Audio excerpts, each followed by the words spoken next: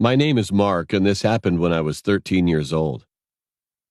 It was a normal day in the morning, as usual. I was heading to school with some of my friends. We were just talking about several topics, such as school life or about the girls, you know. Then all of a sudden, I heard someone whispering. "Guys, did you hear that?" I asked, and one of my friends said, "Yeah, what the heck?"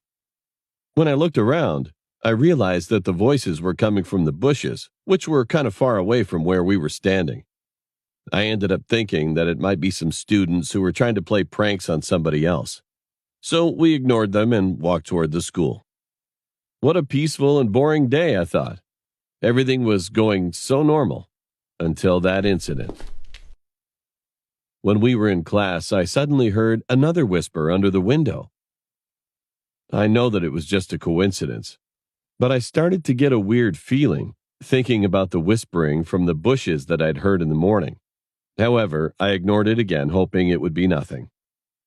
A few hours later, one of my friends got a stomach problem, so he had to go to the bathroom real badly.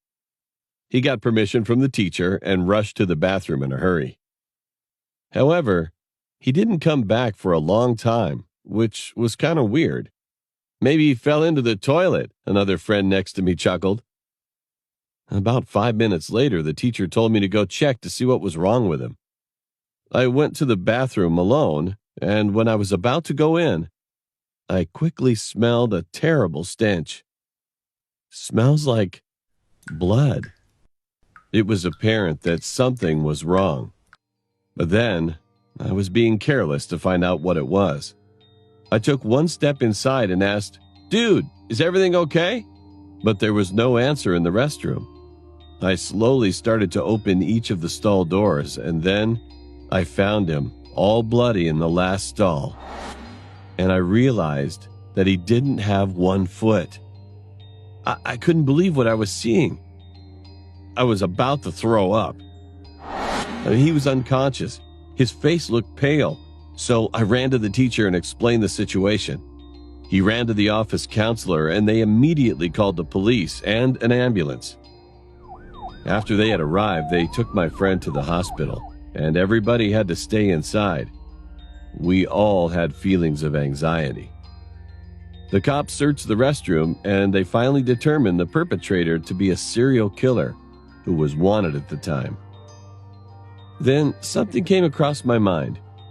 I ran to the police and explained to them about whispers that I had heard in the woods and under the window.